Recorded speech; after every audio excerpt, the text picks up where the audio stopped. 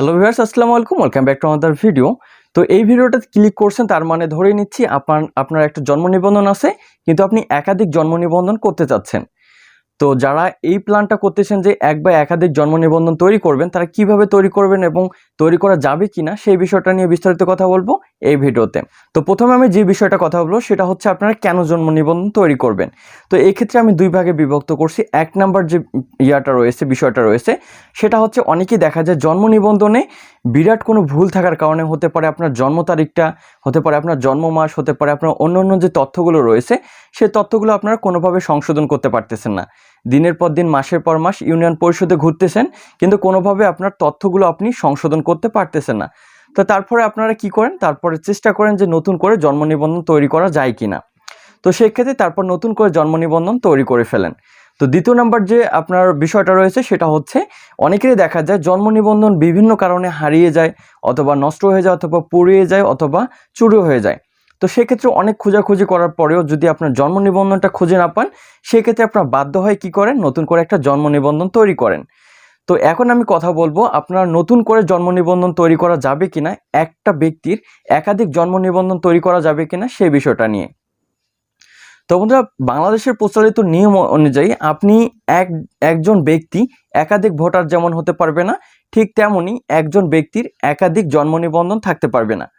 তখন কথা হচ্ছে আপনি নতুন করে জন্ম নিবন্ধন কিভাবে তৈরি করবেন। সাপোজ আপনার জন্ম নিবন্ধনটা হারিয়ে গেছে, অথবা নষ্ট হয়ে গেছে, অথবা চুরি হয়ে গেছে, কিন্তু আপনার কাছে কোনো ফটোকপি নাই। তো আপনি বাধ্য হয়ে কি করতেছেন, নতুন করে জন্ম নিবন্ধন তৈরি করতে চাচ্ছেন। তো এইটা হচ্ছে সবচেয়ে বড় ভুল। কারণ হচ্ছে আপনার কাছে জন্ম নিবন্ধনটা হারিয়ে গেছে, কিন্তু ইউনিয়ন পরিষদে আপনার যে তথ্যগুলো রয়েছে, অর্থাৎ একটা ইউনিয়ন পরিষদ যতগুলো নাগরিক রয়েছে সবারই তথ্য একটা ফাইলে হালনাগাদ করা থাকে, অর্থাৎ একটা ফাইলে এন্ট্রি করা থাকে, অথবা কম্পিউটার বেসও কিন্তু আপনার তথ্যগুলো সেখানে সংরক্ষিত রয়েছে। তো সেই ক্ষেত্রে আপনার যদি জন্ম নিবন্ধন হারিয়ে যায় অথবা নষ্ট হয়ে যায়, তো সেই ক্ষেত্রে আপনার চিন্তার কোনো কারণ নাই। আপনার বাবা মায়ের অথবা অন্য কারো, আপনার পরিবারের যে কারো জন্ম নিবন্ধন নিয়ে গেলে খুব সহজে আপনি সেখান থেকে আপনার জন্ম নিবন্ধনটা তুলে নিয়ে আসতে পারবেন। তো এক্ষেত্রে আপনার কোনো টাকা পয়সা খরচ হবে না, হয়তো বা 40-50 টাকা লাগতে পারে, সেটা হচ্ছে সরকারি সার্ভিস ফি। তো সেক্ষেত্রে আবার নতুন করে আপনি জন্ম নিবন্ধন তৈরি করার কোনো প্রশ্নই আসে না। তো দ্বিতীয় নাম্বার যে কথাটা বলবো সেটা হচ্ছে আপনারা অনেক সময় চেষ্টা করতেছেন আপনার জন্ম নিবন্ধনের যে ভুলগুলো রয়েছে সেই ভুলগুলো সংশোধন করার, কিন্তু কোনোভাবে ভুলগুলো সংশোধন করতে পারতেছেন না।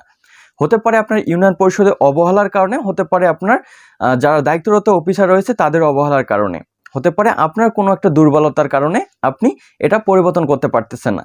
তো পরিবর্তনের বিষয়ে অনেকগুলো বিষয় রয়েছে, সেগুলো হচ্ছে দেখা যাচ্ছে আপনি আনলিগালভাবে অথবা অবৈধভাবে আপনি আপনার জন্ম নিবন্ধনটা সংশোধন করতে চাচ্ছেন। সেক্ষেত্রে সেই জন্ম নিবন্ধনটা আপনি সংশোধন করতে পারবেন না।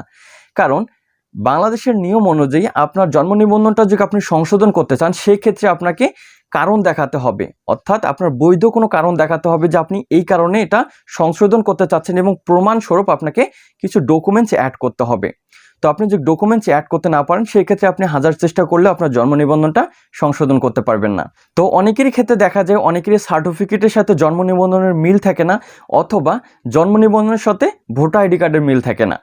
তো এখানে একটা কথা বলে রাখি, একটা শিশুর জন্মের সর্বপ্রথম যে ডকুমেন্টসটা করা হয় সেটা হচ্ছে জন্ম নিবন্ধন। তো সেই ক্ষেত্রে জন্ম নিবন্ধন আপনাকে ঠিক রেখে আপনার জাতীয় পরিচয়পত্র, আপনার বিভিন্ন সার্টিফিকেট আপনাকে কারেকশন করতে হবে। তো এখন নতুন যে পরিপত্র জারি করা হয়েছে সেই পরিপত্র অনুযায়ী আপনি আপনার জন্ম নিবন্ধনের তথ্যগুলো, অর্থাৎ আপনার নাম, বাবার নাম, অথবা আপনার ঠিকানা আপনি পরিবর্তন করতে পারবেন, কিন্তু নতুন পরিপত্র অনুযায়ী আপনি আপনার জন্ম তারিখ, অর্থাৎ জন্ম মাস, জন্মসাল এগুলো পরিবর্তন করতে পারবেন না। তো সেই ক্ষেত্রে স্থানীয় সরকার বিভাগ যে এখানে বিষয়টা দেখাই দিছে সেটা হচ্ছে একটা শিশুর জন্মের সর্বপ্রথম যে ডকুমেন্টসটা করা হয় সেটা হচ্ছে জন্ম নিবন্ধন। সেই ক্ষেত্রে জন্ম নিবন্ধনটা ঠিক থাকবে, তারপর যে ডকুমেন্টসগুলো করা হবে সেই ডকুমেন্টসগুলো আপনাকে সংশোধন করতে হবে। তো এখানে যেহেতু সংশোধনের বিষয়টা আসলো, সেক্ষেত্রে আমি সংশোধনের বিষয়ে একটু কথা বলি।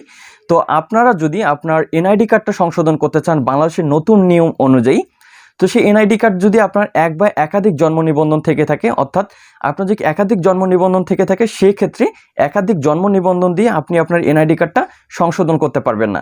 জন্ম নিবন্ধন এবং জাতীয় পরিচয়পত্র যেহেতু সম্পৃক্ত, সেক্ষেত্রে আপনি যখন আপনার জন্ম নিবন্ধনটা দিয়ে জাতীয় পরিচয়পত্র সংশোধন করতে যাবেন, সেক্ষেত্রে তারা দেখতে পারবে, সেই ডাটাবেস থেকে ধরা পড়বে আপনার নামে কয়টি জন্ম নিবন্ধন রয়েছে।